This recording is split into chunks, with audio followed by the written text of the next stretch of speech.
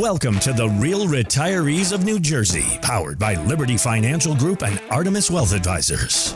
Randy and Peggy Fisher want to help you retire once and retire right. Get more information at therealretireesofnewjersey.com. They never throw the first punch, but they're always a knockout. The check engine light, when it comes on the dashboard in your car, that's like one of the scariest days ever. You start thinking, oh my gosh, how much is this going to cost me? My name is Jeff Miles. This is the Real Retirees of New Jersey podcast with financial advisors Peggy and Randy Fisher. You can find them online at libertyfingroupllc.com, also at retirewithartemis.com. And Peggy, Randy, whenever I'm talking to a married couple and you start talking about vehicles, the car, and you start talking about like the check engine light, of the two of you, which one of you is going to leave it on longer? Which one of you is going to ignore the check engine light longer? 100% Randy. There's no doubt in my mind. If I see that light come on for half of a second, I drive right to the dealership because I'm afraid that I'm going to get stuck on a road somewhere and just be like, oh my God, I don't know how to change a tire on my own. I don't know how to do any of that on my own. So 100%. There's no doubt to that, Jeff. Yeah. Okay. 100%. But here's the other reason. Here's the other reason. I don't care because I don't know what it means anyway. Right. You know, I put air in the tire when it's low and I put gas in the car when I need it. Other than that, when I turn the key, it better work because I don't know anything about cars. I like cars, but I don't know anything about them. It's funny that you mention it that way, too, that, you know, because some people do have one of the two different mindsets, and that is, I'm not going to let something that I cannot control bother me. And then I'm absolutely going to let something that I cannot control kind of get the best of me, especially when it comes to something that could leave me stranded out somewhere. And that's me, Jeff. That's me. I am not going to be stranded. I think as part of the team, I know that she'll take care of it, so I can ignore it, right? Yeah, that's true. Yeah. Because I tell you, the second I see it, I will take care of it. Drive straight to the dealership instantaneously. Yeah, absolutely. Bring that up. So Pep Boys did a survey where it's like, I want to say 3 out of 4 people have admitted to ignoring the check engine light for an average of like 4 months before they'll take their car in to get it diagnosed because they're almost like afraid of what the mechanic is going to say. Mm-hmm. And from a different perspective, maybe it's you're afraid of how much it's going to cost, or you're just wondering, is this mechanic legit? Is he trying to rip me off? Because the check engine light doesn't say that my muffler's bad. The check engine light doesn't say that I need a new gasket somewhere. And so a lot of people feel like, well, they're going to just charge me whatever they want because they know that I don't know anything about it. But when it comes to a retirement plan, could you imagine a world where someone is kind of like traveling through? I'm not saying that they're traveling with the check engine light on, but the idea that they don't really know because they haven't checked in with a financial advisor with what's going on with their retirement, I would say that you're warming up to the check engine light if, I don't know, you're like 53 years old and you have not consulted a financial advisor about your, retirement allocations and where everything is. Do you guys ever find people come in with these kinds of scenarios? Well, so the way that we look at it, the wealth we work so hard for deserves as much attention as the car we drive, right? Sure. So we definitely need to be proactive and look under the hood if we see that little light, popping out at you, right? Yeah. So she's thinking she's a mechanic now. Go ahead. She's about to give us the full rundown. So what you need to do, I can't even spell gas. Make sure you pull out that dipstick and see what the level is. Right. I have no idea about any of that, Jeff. When she pulls into the gas station, she has to stop the car and check which side the tank is on. You know what I mean? I still do that. Oh, that's great. That is great. Bodies and cars both have systems in place to show the trouble's brewing, right? Yes. So, if you you see a little check engine light, there's a whole little list that if you have a car, most of the newer cars today, you bring it into the dealership and they'll go through the whole entire check engine list to see what is going on with it. We like to do that same thing here too, is, with your finances. We have a little checklist that we go over for different things for people. If God forbid we have a little light that pops on and says, uh-oh, we've got some trouble, right? Yeah. You see warning signs. I tend to look at it a little differently as well, too. When things are going too well, right? It's when's the next shoe going to drop, right? When am I going to get a flat tire? When is the thing going to run out of gas? When is something going to, happen? And the same thing you can think of, we take for granted over the last number of years that the market has actually done pretty good, right? Yeah. People's retirement plans are actually up. Their 401ks are making some money. Other than the fact that Bidenomics is not working and inflation is through the roof, that's an entirely different story. But when you take into consideration, when people are looking in their bank account and they're saying, well, I'm going to retire someday and my retirement plan is doing pretty good, you tend to not pay attention.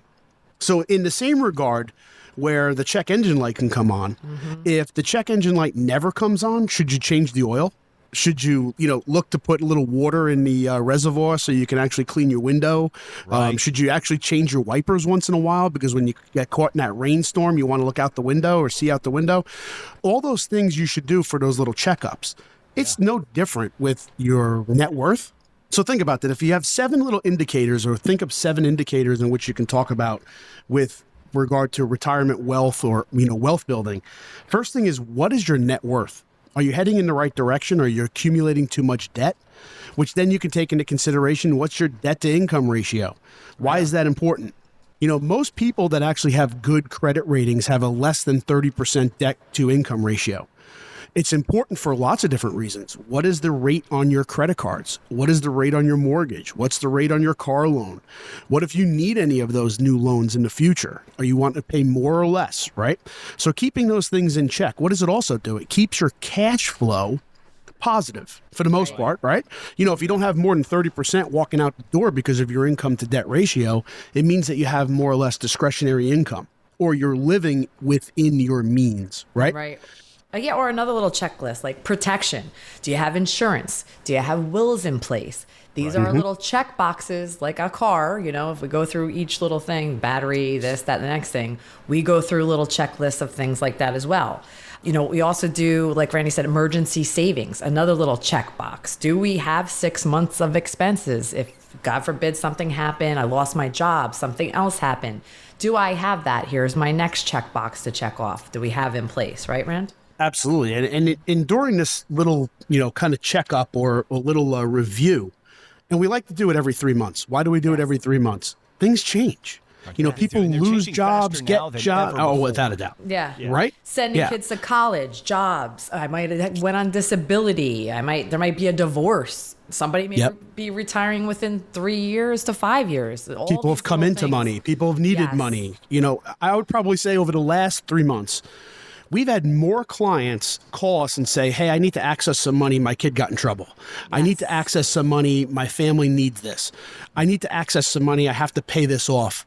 I need to access some money. My kid lost his job and now they need a new car and blah, blah, blah, blah, blah. Or my grandkid needs money for college. So many different items have popped up that people are coming to our doorway saying, hey, I need to access some of that money because I need to go help somebody. Yeah. Right? Yeah. Those things happen. There's no doubt. Here's a couple mistakes that people do make by not doing a checkup. Number one, procrastination. Put off today or tomorrow what you can, today or, vice versa. The fact of the matter is putting it off, then we brought this up a number of different times, being reactive instead of proactive, right? Right, yeah. Here's one of the best ones that we find when people actually retire. They underestimate the expenses in which they're going to need. Right. Well, because those expenses are going to go up with inflation. Absolutely. When do you plan on that? When it happens or prior to it happening? Prior. Well, we need to plan prior. Right? Prior planning. Prior planning prevents poor performance. That's what my dad used to say. 5 P's, right? Always. He always said that. Oh my gosh. It just drilled into my head, 50 some odd years worth of, the 5 P's. But making sure that you have a plan prior to something happening. Now, if you have a plan and it doesn't happen, no problem. It's like jumping out of an airplane. If you don't have a parachute, you're in deep crap. Right? But if you have a parachute and it's packed right and the plane's going down, you grab the parachute, you jump out of the plane, and hopefully you'll survive. But if you don't have one, you can't hope for one, right? The odds are not in your favor. Right. They're not in your favor. It's the same concept. If you just wing it and say, hey, one day I'm going to retire, well, that's nice. One day I'm going to die too. But, how is it going to happen? If you can plan on your time that you're going to do these things, or during your retirement, you're going to get these things done, or you're going to live this way, by having a plan in place, and by checking in every once in a while and making sure that thing is going to happen, it actually makes it come true. Well, it's just like if you do the analogy of the car. It's like you get a oil change every, whatever it is, 3 months, 6 months. Same thing here. We're going to do see what we need to do every 3-6 months. Maybe we need something, maybe we don't. But what that will be is keeping healthy for your financial independence. If we do these little checklists of not ignoring, but looking, then you know what? Everybody will be okay with that because we are looking into it before something happens. You know, Randy, you mentioned something a minute ago that really stuck with me, and it has to do with people that have that mindset of, oh, well, I'm going to retire one day and everything's going to be fine. What people don't realize is that when you have that mindset, you're actually putting a lot of stress on the people around you who care about you. So now you've put the onus of what's going to happen with you when you retire on them, as opposed to really kind of taking that on yourself. And the same way that you wouldn't want to put somebody in a car that's unsafe for you to drive them around, you wouldn't want to put your kids in a car that's probably not going to make it down the road. Your retirement kind of needs to be looked at the same way, yeah? Absolutely. You know, a story comes to mind where we've met with a number of different couples that sit across from us, and one of them does not have a clue what the other one is doing for their retirement.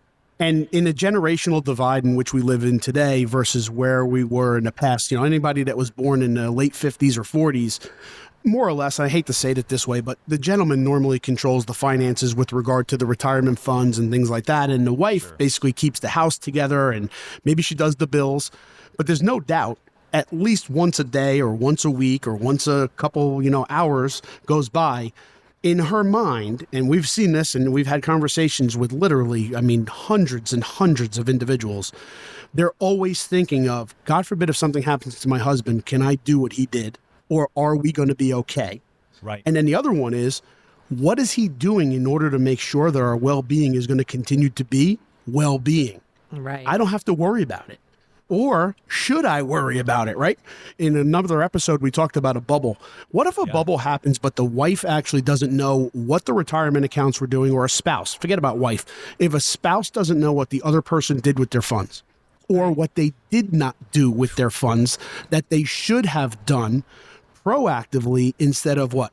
Reactively, right? Well, and all they we've had a lot of clients come in like that when they do sit down and we go over a review. Countless. All of a sudden, wait, what was that? It's almost like we become marriage counselors instead of financial big time. advisors. We say that all the time, right, Rand? Always. Always. Yes. And to go one step further, we joke about this all the time, but we've actually, a number of our clients have said this to us. We basically pick up other people's pieces and we basically help them respond to bad information, bad advice, or bad things that have happened to them. Mm-hmm. And we basically we're like destruction experts. It's like we kind of put all the pieces back together of Humpty Dumpty and we put them back on the wall and we say, listen, it's going to be okay. Let's just follow this road. Let's follow this bit of advice for right now. And part of that is every once in a while getting together to make sure that the check engine light is on or off, or coming together again to actually reevaluate the scenario. Are we on pace? Think about it. When you were in grade school, did you get a report card? When I was in young grade school, not really. But then as you start to get older and older, they start to come more frequent. You've got more classes. Because they want to know how you're doing, right? Yeah. What's the progress in which you're making? And think about that. A financial checkup is essentially a report card. Yeah. It's a report card of not only how you're doing and how your net worth is doing and how your financial condition is doing, but maybe just as well as how is your advisor or advisory team performing? Yep. Are they underperforming? Right. Yeah. The check engine light for finances does allow you to decide to either stay on cruise control, pull over, or let's do something about it. Right? Yeah, absolutely. Absolutely. Think about this next couple months, right? We talked about, I'm going to take two things into consideration right now that people should be thinking about. Number one is in 2025, the Trump tax plan expires. Yes. Assuming Trump does not get elected and Biden stays in office, I guarantee every single person that can listen to my voice right now, your taxes will be going up. Or let me rephrase that. That's not correct. You will be paying more in income taxes based off of the sunset rules of what the current conditions are. So I have to restate that correctly, because when someone stands at the podium and says that they're not going to raise somebody's taxes, that means that they're not changing the tax plan accordingly. All it's meaning may is not see it that way. They may, because they didn't hear that. Correct. It's the perception. Correct. And listen, a lot of times it's not what you do, it's what you don't do. Yes. In order for whatever's going forward to happen. So So right now in a review, optimizing a tax strategy and understanding the tax implications, both positive and negative, and how they can actually affect you moving forward, that is key. Because let's be quite frank here.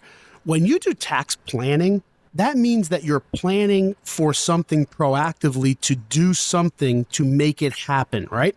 When you file your tax returns, that's a history lesson. It's already done. You can't make any changes according to what just happened. You're just filing your return, right? So if you want to change your tax situation, you need to do it now for the next 6 months according to what potentially could happen. Now, what do I mean by that? Well, do you have a tax efficient plan? Are you using Roth IRA? Are you converting money? Are you using some of the strategies that are available? Are you investing in municipal bonds? Are you investing in tax deferred instruments? All these things plus some are things that take into consideration tax efficiency. Now, if you're with an advisor or an advisory firm and they say that they don't give you tax advice, get somebody else that does. Because I'll give you one great example. If I have an IRA and I take money out of the IRA, there's a tax implication, right? That's tax advice. Yep. So when someone says that they're going to hide behind a disclosure and says that they don't give tax advice, get someone who does. Because in the future, you're going to need somebody that's going to stand behind a decision that needs to be made in order to implicate whether you need to pay more or less in taxes and whether you're going to have more money in your pocket to spend on you or money to give to the government. Right. You know what? You just brought something up, and this talks about the check engine light a little bit, and especially as you were talking about the Trump tax cuts, and look at if they do expire and nothing is done, that means that the old tax code kind of comes back into play. It sure Yes, does. it does. That is more than what they currently are today. It's a lot more. And the interesting part about that is that this could be a situation for many people, especially those who are retired, and they need to make sure that they're in the right tax place. If you're not paying attention with what's going on with taxes and everything else, you may not even get the check engine light. Your car just may stop Yes. in the middle of the road, and you're sitting there going, what happened to my money? You know what? Let me try to put it in a simpler form. When the tax plan that we're currently under today went into effect, it gave more lower earners more write-offs and exemptions, right? So it allowed them to reduce their income greater to get less taxation on the income in which they were receiving. So if I'm retired, I'm normally earning less money than what I was earning, right? I'm still getting income, hopefully, but I'm getting it in different sources, but I'm getting less of it. So if I had the availability of actually getting less taxation on that, I'm keeping more, right? That's a good thing. Same thing if I was in a middle or lower income household, same concept. When those tax implications happen again and that tax plan expires, you're exactly right, Jeff. It goes back to what was happening before. And they have less exemptions, less deductions, which means that the same income in which they're earning is just going to get taxed at a little higher rate, and they're going to pay more. That's not good, especially when we're living through a high inflationary period of time right now where people are really having a struggle on either making ends meet or, putting gas in their car or buying groceries. Or I just heard something the other day. This would be one of the first years in which baseball, Little League Baseball, and soccer have a decrease in youth exposure because parents are now needing to make a decision whether they can pay for that for their kids to play sports or they can put food on their table. I was about to say, it's eat or play baseball, and that's such an unfortunate kind of way to have to live life. And the interesting part of that, Randy, is that that's not, people think, oh, well, that's what's happening with people who are, maybe in lower income bracket. No, that's starting to creep up into higher and higher income brackets. Yes, it is. Where these kinds of decisions are being made. And if you are in that situation, I guarantee you probably didn't see that coming. No, not at all. I'll couple that with another thing. How about over-reliance on Social Security right now? So if you're not looking at your income plan, and you're saying, I'm collecting Social Security, maybe I don't get a pension, I have all this money that's sitting in my 401k or my IRAs, and I'm just tapping it when I need to.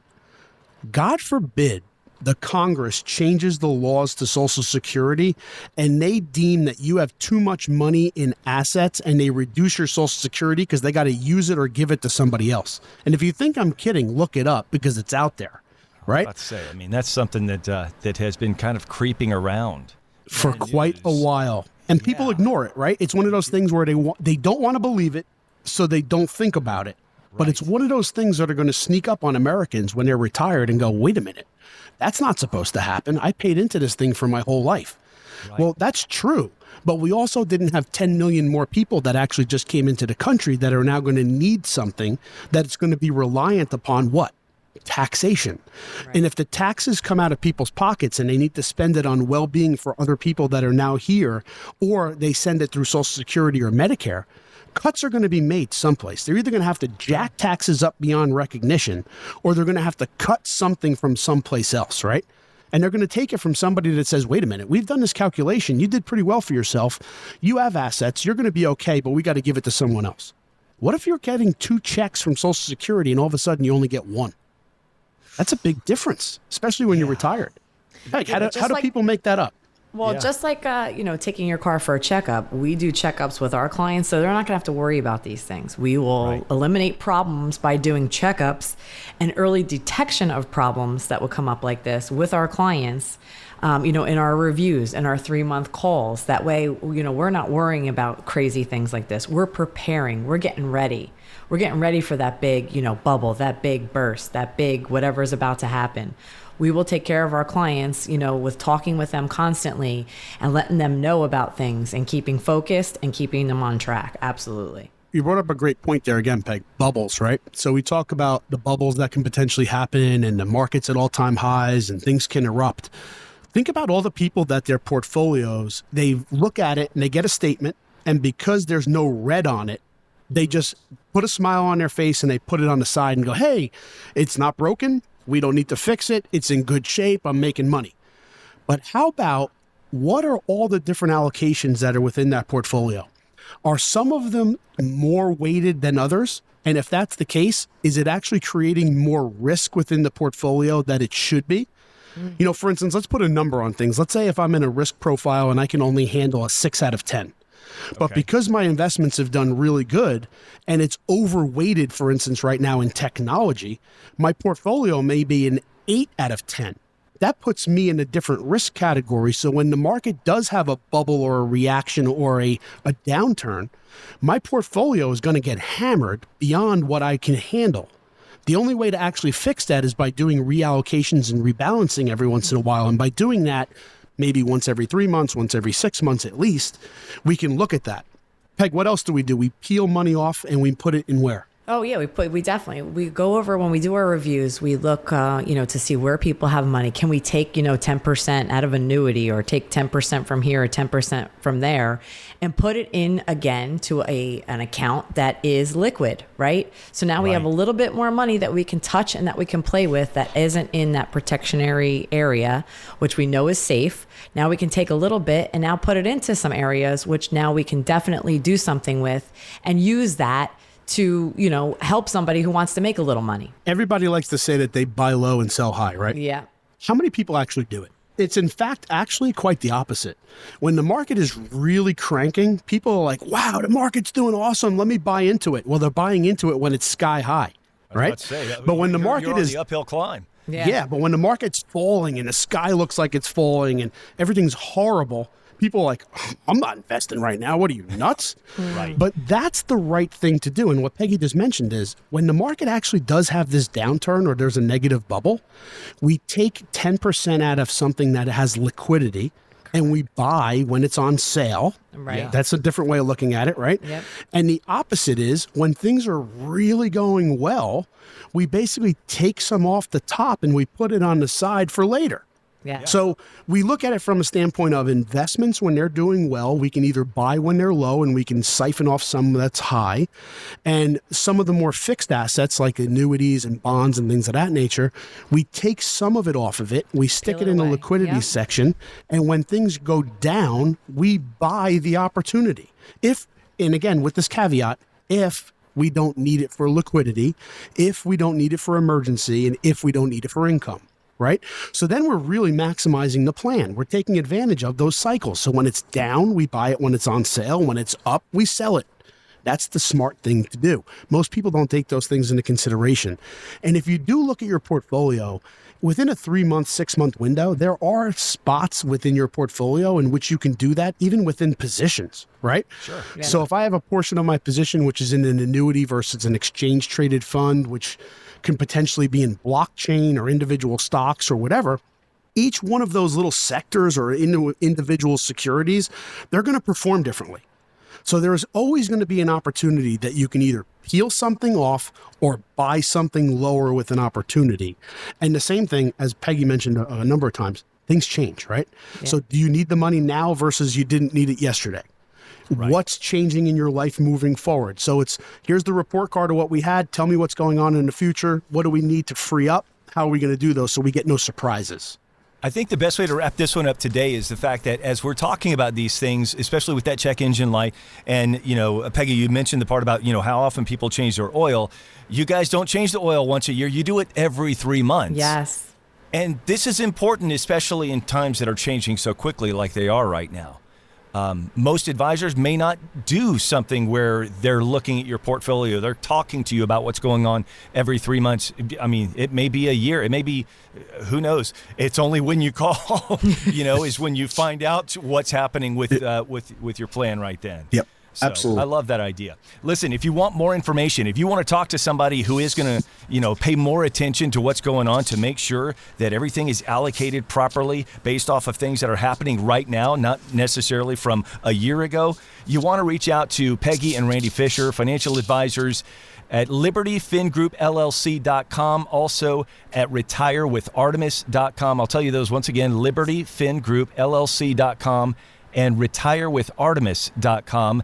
This is the Real Retirees of New Jersey. It's always so much fun. I'm going to have to come up and see you guys at some point so we can all go to the shore, because it has been about 12 years since I went, and I used to work in radio up in New York, and there was always that, weekend when everybody rushes down to basically kick off the summer. And I remember those were some of the most fun times of the year. Oh, yeah. It's here. Parkway traffic. It's here. Yeah. That's the part two, is the traffic. Rush to get down. I don't know if you're rushing. Rush to wait. Yes, rush to wait. Yes. You're crawling to get down, but yes. Exactly. But once you're Peggy, down, Randy, it's good. Thank you so much. Awesome talking to you once again, and I'm sure we'll have much more to offer and great stuff for people to educate themselves on in future episodes here. So make sure you like and subscribe wherever you find your favorite podcasts, whether it's Apple, Spotify, YouTube, wherever it may be, and we'll talk to you next time.